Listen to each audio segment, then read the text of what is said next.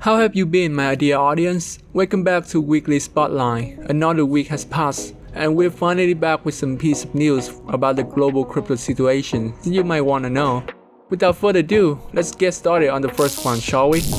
First of all, one of the hot events that has been going around on Twitter right now, the Aptos launching event. After that, the company also airdropped 20 million ABT to around 100,000 eligible participants. The airdrop token has an estimated value of around $200 to $260 million based on the token market price at the time drop took place. According to the blockchain company, eligibility for airdrop tokens were based on two categories: users who completed an application for an Aptos incentivized testnet, and users who mint an Aptos Zero testnet NFT. Only the original minters of these NFTs were eligible, not the current or secondary owners of the NFTs. Aptos Foundation first airdrop to its community members come at a time when the project has been under much scrutiny by members of the crypto community on Twitter.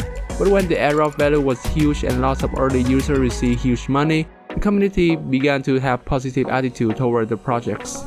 Following the long hype, PancakeSwap proposed deploying its mainnet on Aptos.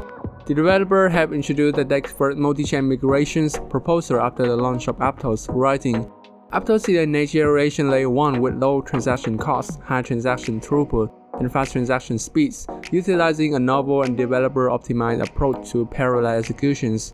PancakeSwap has developed a strong relationship with the Aptos team, and a large number of its developer ecosystem are suitable for PancakeSwap partnerships and products.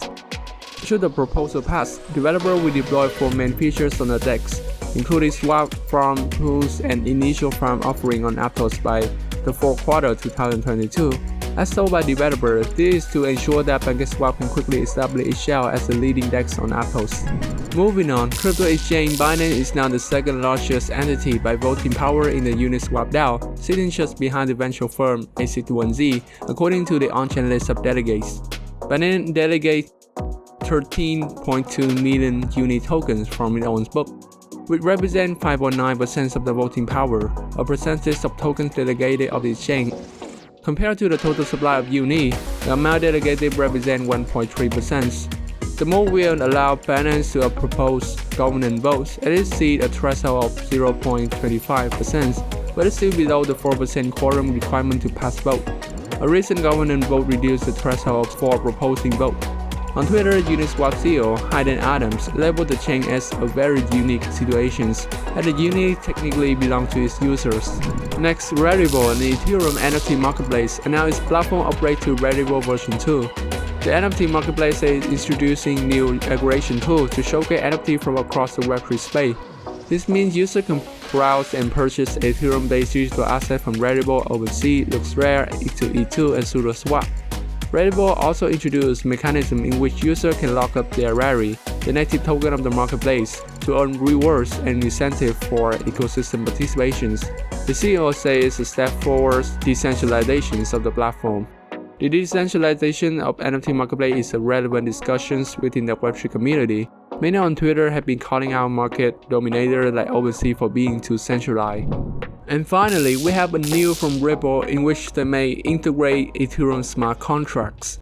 Therefore, Ripple users may be able to interact with Ethereum-compatible decentralized applications, DApp, in the future following the launch of a test phase of Ripple's new XRP Ledger sidechain. The new sidechain also comes with a cross-chain bridge built to transfer XRP and other assets between EVM-supported sidechain and the XRP Ledger DevNet.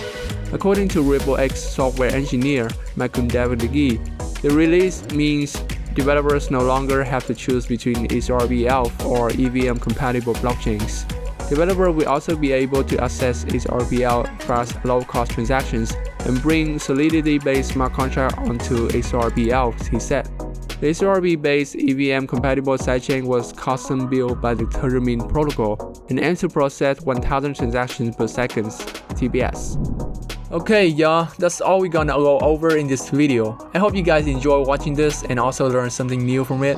If you find this interesting, you can always check out our daily news at beyondme.space, where you will see crypto updates every day. Thank you for your watching and supporting us.